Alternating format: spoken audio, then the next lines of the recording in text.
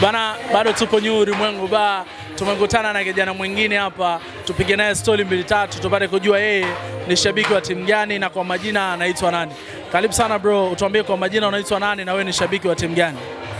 Kwa majina anaitwa Six Disaster na pia ni msanii wa Singeli. Na ni shabiki wa Yanga Africa. Bwana, kwa bahati nzuri tena tumekutana na mshabiki wa Dar es Salaam Young Africans. Atatuambia kwa ufupi tu, unaionaje dabi ya leo? Kilichotokea ndicho ulichotegemea ama ilikuwa ni zaidi ya ulivyotegemea ama ni chini kabisa hukutegemea? Tulichotegemea sisi Yanga ni kupata ushindi, lakini yote ni mipango ya Mola. Mungu ndo anayepanga mchezo na mpira una mambo matatu: kushinda, kufungwa na kusuruhu. Ni jambo lilopatikanika, ni suruhu, lote ni jambo la heri. Na mechi ilikuwa very tough kwa sababu kuna baadhi ya wachezaji kutoka Yanga pale wa umuhimu walikosekanika kama Pakome, Mzize, kama hivyo na kuendelea wachezaji wengine. Unahisi kukosekana kwa wachezaji hao imepelekea Dar es Salaam Young Africa kutoa sare? Kwa sababu ukija kuangalia kama uwezo wa Pakome ni mchezaji ambaye anaweza kuwapunguza wachezaji wawili watatu na ikabakia space nyingine ya kutoa pasi kwa wachezaji wengine na kuweza kupata nafasi za ushindi.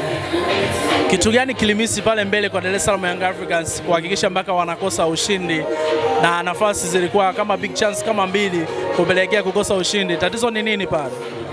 Hapo tatizo kutokana, naweza nikasema ni pressure, kwa sababu ukija kuangalia mchezo unakuta kama Dube alipata nafasi ya wazi kidogo, sio wazi sana, ni wazi kidogo, lakini ni pressure ya mchezo kutokana na wenyewe.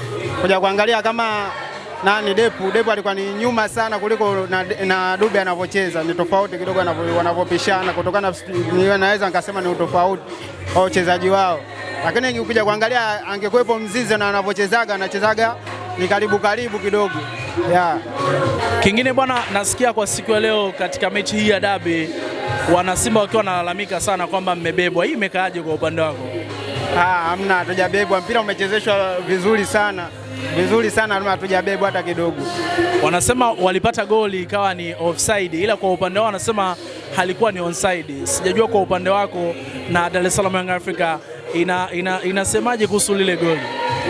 Hapakuwa na goli kwa sababu ukija kuangalia ni offside kabisa, hatujabebwa. Kwa hakuna aliyebebwa. Hajabebwa, hamna aliyebebwa kabisa. Unavyohisi ni changamoto ya kiungwana kabisa? Sio changamoto ya kiungwana. Ukisema changamoto ya kiungwana unasema kwamba tumebebwa, ile pale hatujabebwa. Hatujabebwa blaza. Unalipi la kuambia wana Msimbazi, wana ubaya ubwela kuelekea dabi ijayo? Wategemee kipigo tu.